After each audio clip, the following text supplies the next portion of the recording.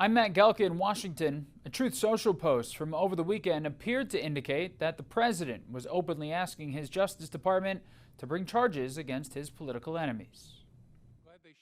Allegations that former FBI Director James Comey lied to Congress center around testimony that happened in 2020, focusing on FBI investigations into Russian interference efforts in the 2016 election. I can only say that Comey's a bad person.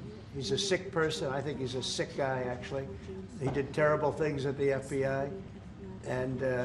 But I don't know. I have no idea what's going to happen. The president's Truth Social post from over the weekend appeared to pressure Attorney General Pam Bondi to find charges to bring against Comey, California Democratic Senator Adam Schiff, and New York Attorney General Letitia James. He ended his post with, "They impeached me twice and indicted me 5 times over nothing. Justice must be served now." Bondi had dinner with the president Wednesday night as her office weighed bringing charges against Comey. It is not weaponizing the Department of Justice to demand accountability for those who weaponized the Department of Justice. White House trade advisor Peter Navarro, who served prison time for refusing to comply with a congressional subpoena related to the January 6th investigation, said Comey should be imprisoned. He broke the law and I didn't. Simple as that. He was the architect and mastermind of what's come to be known as the Russia hoax. The case was revived in the Eastern District of Virginia, where U.S. Attorney Eric Siebert resigned last week after being pressured to bring charges against James for mortgage fraud.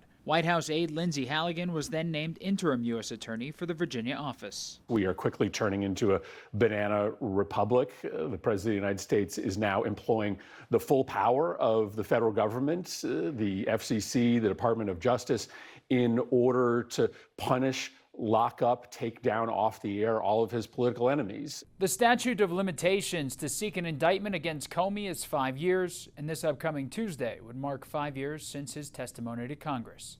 Reporting in Washington, I'm Matt Gelka.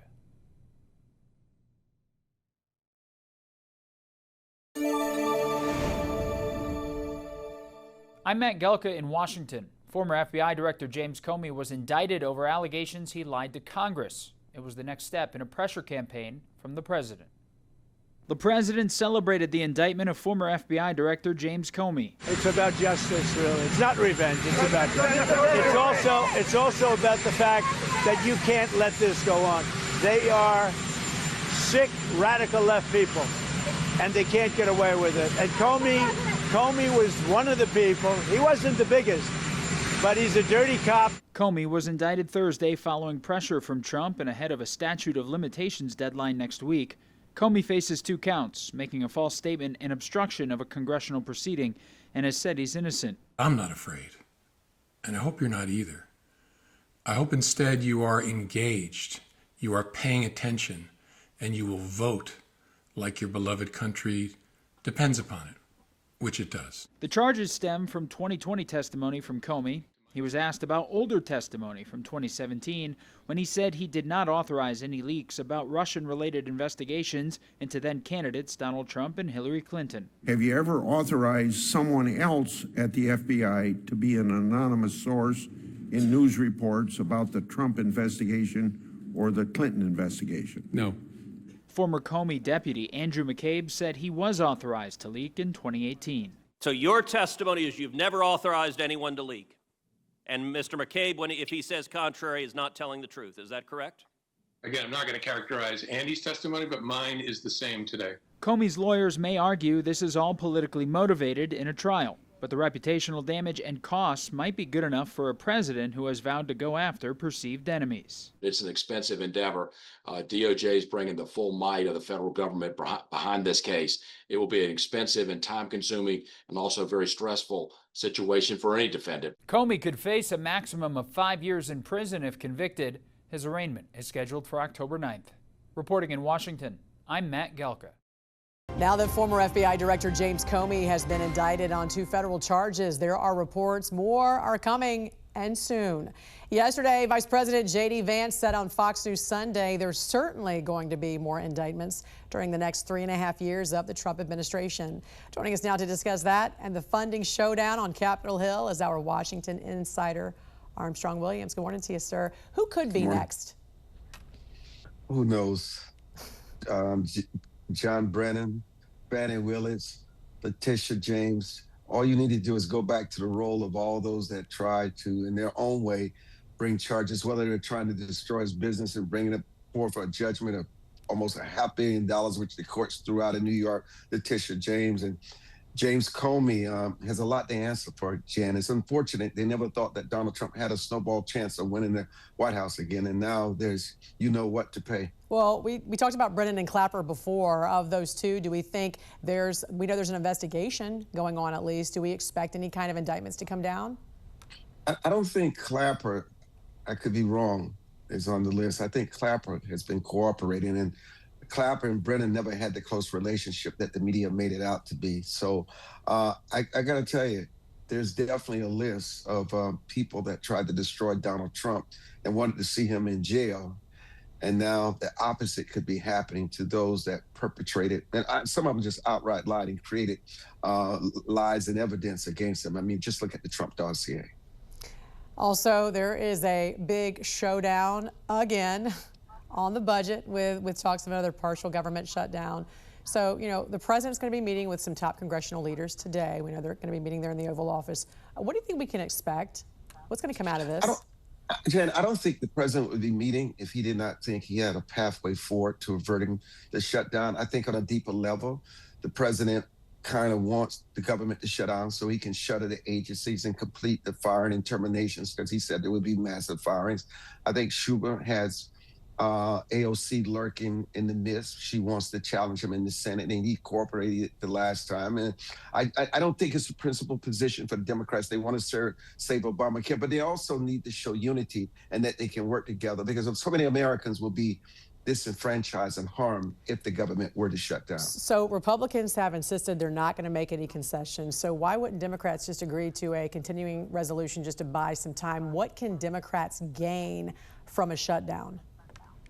Optics, more funding, more fundraising, satisfying their base. This has less to do with principle and more about raising money and satisfying their woke base, which is very dangerous right now, Jan. Also, another story we're following this morning, Armstrong, is, of course, President Trump sending in troops to Portland, Oregon to try and protect ICE agents at facilities there. Right now, local authorities and also officials in Portland are trying to sue and block those federal agents and those troops from coming there. Should the president send reinforcements to all ICE facilities, especially after what happened in Dallas? Listen, we've seen this play out in Los Angeles. We've seen it play out in other places. Look, I've always advocated that you should have the governor's request to bring the National Guard and those troops in. It's much better for everybody in the process. But obviously the president is bent on bringing this crime and destruction under control. The disrespect of the ICE agents should not be tolerated. You may not respect his methods of processes, but obviously it does generate results and send the message that we're not going to tolerate this kind of behavior. Yeah, and what do you make of these officials, these local officials trying to sue to block troops from the National Guard troops from going there? It's usually failed, and by the time they're on the ground, they're there for 2 or 3 months before the courts rule, and you're able to remove them. And then the courts may reinforce itself by going to the Supreme Court saying that the troops can remain. It's just it's a show. And who loses? Well, who gains are these criminals and these people who disrespect law enforcement that continue their behavior. It gives them another reprieve to continue doing the same. Washington Insider Armstrong Williams, great to see you always on a Monday. Thanks for joining us. Thank you, Jan. More indictments against former administration officials are expected now that ex-FBI Director James Comey is facing federal charges. In fact, over the weekend, President Trump also mentioned former FBI Director Christopher Wray, also under a major federal investigation. Joining us now to discuss is retired FBI Special Agent in Charge Jody Weis. Jody, good morning to you. You know, we know time was running out for the statute of limitations. The DOJ really just made this in the nick of time. Will this lead to a conviction? We know false statements are not easy cases. No, they're not, Jan. They are difficult. There's a couple things you have to prove. Number one is intent. Did the director knowingly and willfully make those comments, or was he just going to claim a mistake?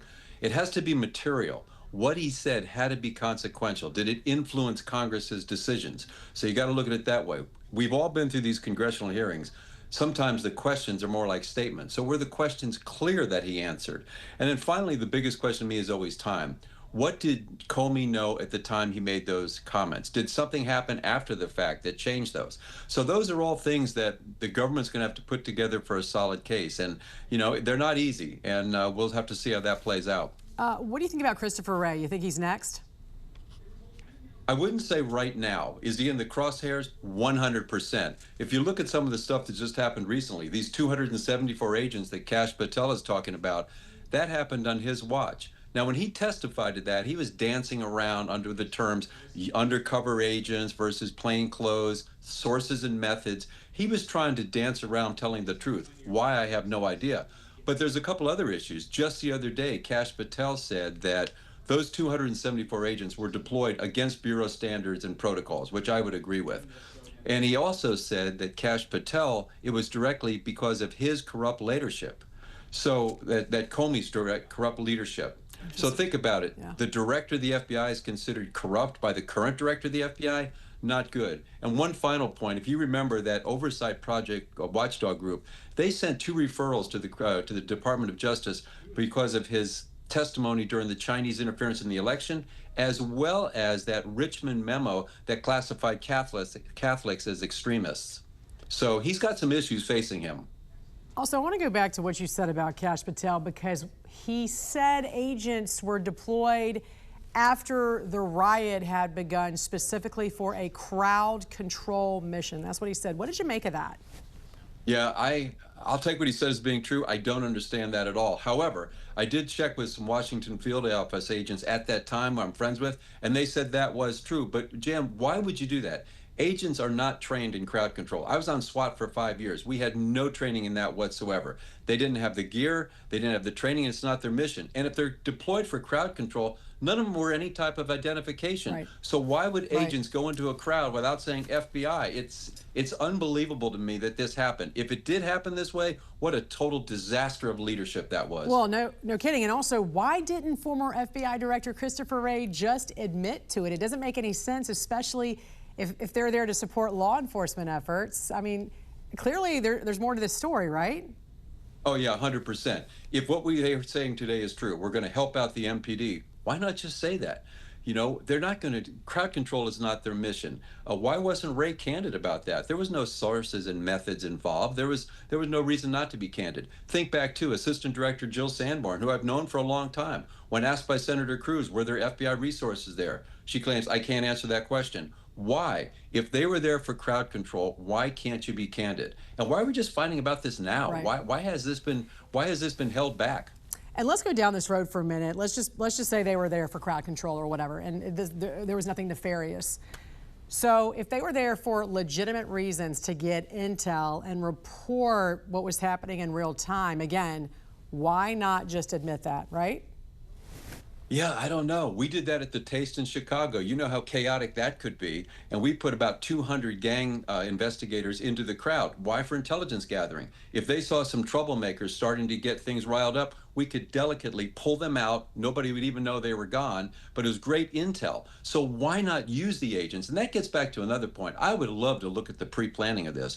Why did the president authorize 10,000 National Guard troops there? This should all have been in place. They should have had agents secreted everywhere. There should have been surveillance going on to have a handle to stop any of this from happening. So as this goes on, there's always more questions than answers. But I think with Kash Patel and Pam Bondi and Bongino, I think we do have a team that's going to at least get us those answers, which I think as Americans we all deserve. Retired FBI Special Agent, we sure do. Jody Weis, great to see you, sir. Thanks for joining us this morning. Thanks, Jan.